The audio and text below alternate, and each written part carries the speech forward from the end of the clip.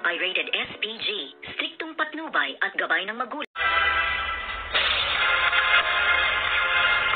Good evening and welcome sa aking munting channel. At dito nga ay galit na galit nga itong si Chief Espinas dito kay Bong dahil nga sumablay at tumalpak na namang muli ang lakad niya, kung kaya't dito na talagang maiisipan nitong si Chief Espinas na palitan na nga itong si Bong dahil nakita na ang gilas at tapang at liksi na ipinakita nga nitong si Tanggol sa riot na nangyari nga sa loob ng selda.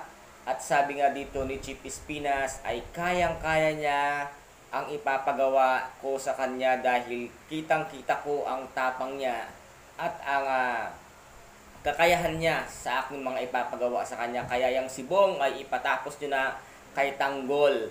Kung kaya't dito ngayon ay si Tanggol nga ang kukuhanin nila sa loob nga ng Bartolina para nga utusan at kitilin ang buhay dito ni Congressman Sibilya. At dito naman ay sigaw nga ng sigaw dito si Bubbles at sabi niya nga, Tanggol, tama na Tanggol, maghulos dili ka.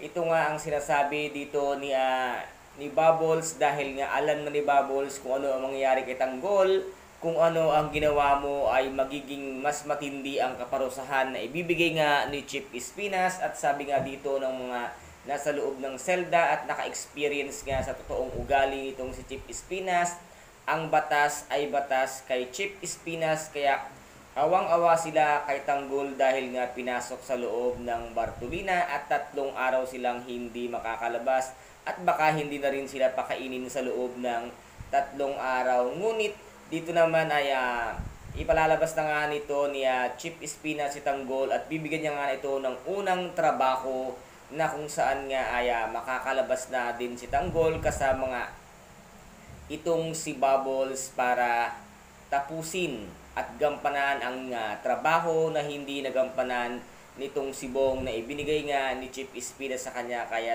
dito mas lalong tumindi ang galit nga nitong si Bong sa grupo nitong si Tanggol dahil yung trabaho nga binigay sa kanya, siya nga ay pumalpak at sumablay, pero si Tanggol ang siyang tumapos. At dito lang lalong mas magiging matindi ang kanilang initan sa bawat grupo nila. Pero mas marami ngayon ang kakampi kay Tanggol dahil nakita nga nila kung gaano katikas at katapang ang isang Tanggol na batang Quiapo. And guys, ito po ang ating pakaabangan mamaya dito nga sa tinaguriang FPJ, ang Batang Quiapo. At kung nagustuhan po rinyo ang aking video for today, paki-subscribe na lamang po ng aking channel, paki-like and share din po para maging update kayo sa lahat ng gagawin kong video. Maraming salamat po. Ingat, God bless and bye-bye!